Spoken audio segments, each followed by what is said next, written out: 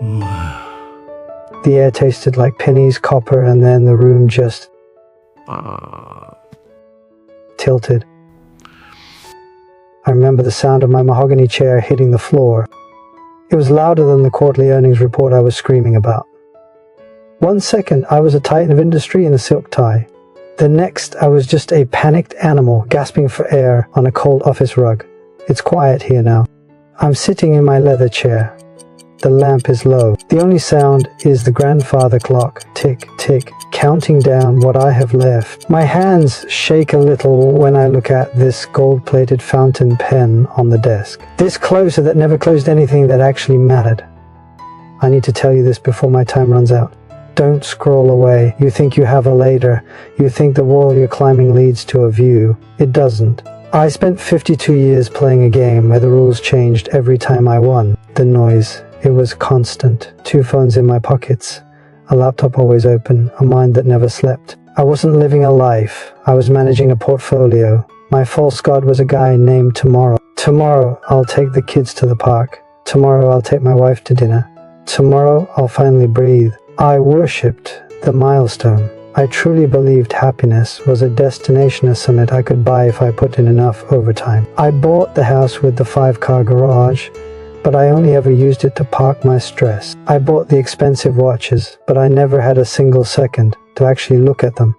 I was a high performer. That's what the world calls you when you're willing to burn your soul to keep the company's furnace warm. I was climbing that wall, hand over hand, kicking anyone who got in my way. I thought the respect of people I didn't even like was an asset. I treated my marriage like a merger and my children like line items on a spreadsheet. The desk lamp flickers here in the dark. A tiny, weak pulse, so much quieter than the roar of the boardroom. Back then, I thought I was building a legacy. But you can't win a race where the finish line keeps moving. I was trading the only currency that actually matters minutes for paper. I was a millionaire in cash and a beggar in time. I would look at my father's empty chair and think, I'll sit with him when I'm senior VP. Then he was gone, and I was still in a meeting. I didn't cry. I didn't have time in the budget for grief.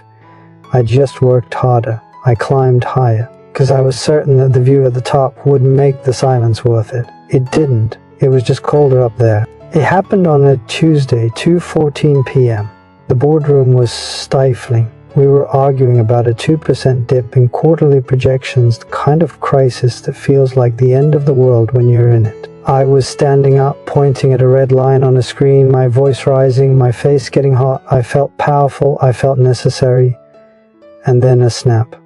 It wasn't a stab of pain. It was a weight, like an invisible hand that reached into my chest and squeezed everything shut. The room tilted. The red line on the graph became a blur. I remember the sound of my heavy fountain pen hitting the mahogany table clacking. Then the floor coming up to meet me.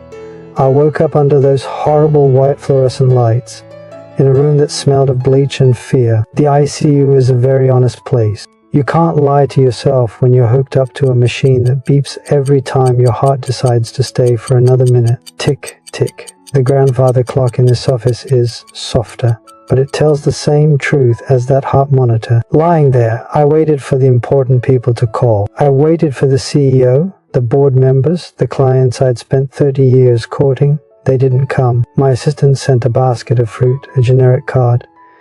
Get well soon. We've got things handled. We've got things handled. That sentence hurt more than the tubes in my arms. I had sacrificed my sleep, my nerves, and my soul for a company that didn't miss a single beat while I was dying. I was a cog. A high-priced, polished, gold-plated cog, but a cog nonetheless.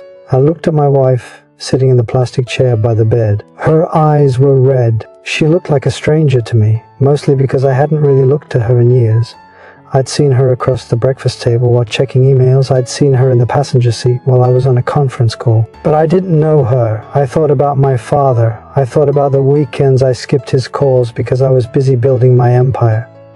I thought about the time he asked me to just sit on the porch with him, and I told him I had a critical merger to oversee. Now he was gone, and I was lying in a bed realizing that the critical merger was just paper. I was 52 years old, and I had spent my entire life climbing a ladder that was leaning against the wrong damn wall. I'd won the race, but the prize was a lonely hospital room and a heart that was tired of being pushed. Death is a very good advisor. It strips away the junk. I realized that if I had died on that office rug, my legacy wouldn't have been my achievements. It would have been the silence I left behind and the people who actually loved me. I decided right then if I got out of that bed, I was done with the noise. The first thing I did when I got home from the hospital was sell my shares. I walked away. My colleagues thought I'd lost my mind. They thought the heart attack had scrambled my brain. They were right. It scrambled the wrong brain. It woke up the man who had been buried under suits and spreadsheets for 30 years. I traded the corner office for this quiet corner in the house. I traded the gold-plated pen for a pair of gardening shears and a bag of birdseed. And for the first time in my life, I started to breathe. It's 4:15 a.m. right now. Back then, at 4:15, I would have been on my third coffee screaming at a screen, checking the Asian markets, my heart hammering against my ribs like a trapped bird. Now, I just sit here. I listen to the grandfather clock tick, tick, and I wait for the sun. There is a specific kind of blue the sky turns just before the sun hits the horizon. I've seen it every day for 20 years now. I never noticed it once when I was successful. Not once. I was too busy looking at my watch. Now I watch the light crawl across the floorboards.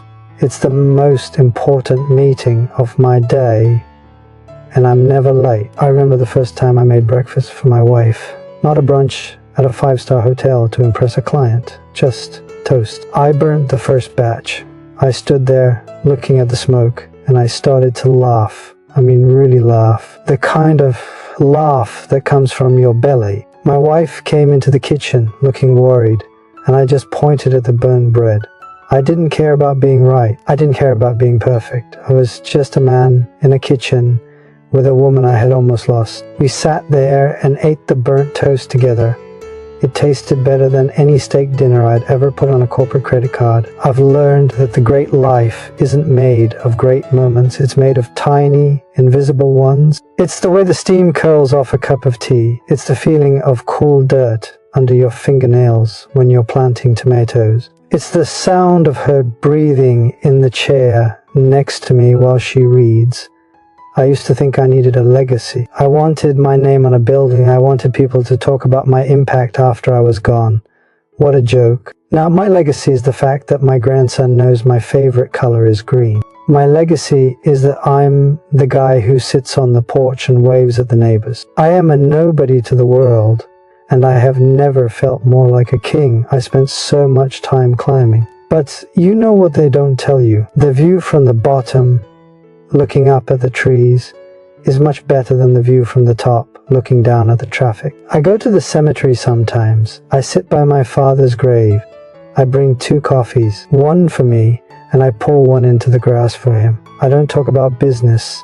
I don't tell him about my achievement. I just sit there in the silence we should have shared 40 years ago. I tell him about the birds in my garden. I tell him I finally understand why he liked to sit on the porch for hours doing nothing. Nothing is everything. I don't ask for permission anymore. I don't wait for a milestone to be happy. If I want to walk in the rain, I walk in the rain. If I want to spend 4 hours watching a snail cross the patio, I do it. I am a victor. Not because I have money, I have much less than I use Tobu, because I own my time. Every second of it. I look at this gold pen on my desk. It's a beautiful object, but it's heavy. It's heavy with the weight of all the things I signed away. My health, my peace, my father's last years. I keep it here just to remind myself that I never have to pick it up again. The tea in my cup is warm. The house is silent. My heart beats slow and steady, like it's finally found its rhythm. I am 73 years old, and I have only been alive for 21 of them.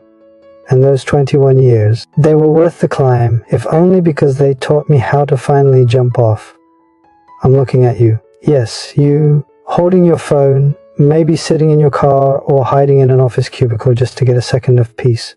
You're running, aren't you? You're climbing that wall, convinced that the next thing will finally let you breathe. Stop, just for a second. Don't wait for a heart attack to wake you up. Don't wait until the room tilts and the air tastes like copper to realize that your legacy is a lie. The people who sign your paychecks will replace you in a week. They won't even remember your middle name. But the people at your dinner table, they are the only empire that matters. Spend the time. Sit with your father while he's still here. Don't let that silence haunt you like it haunts me. Eat the burnt toast. Start asking for permission to live your own life. You don't have nearly as much tomorrow as you think you do. The tea in my cup is cold now. The clock is still ticking. Tick, tick, it's the only sound that's honest. I can't fix my past, but I can help you fix your present. Tell me in the comments, what is the one thing you are waiting to say to someone? What are you waiting to do? Don't wait, please. Just don't wait.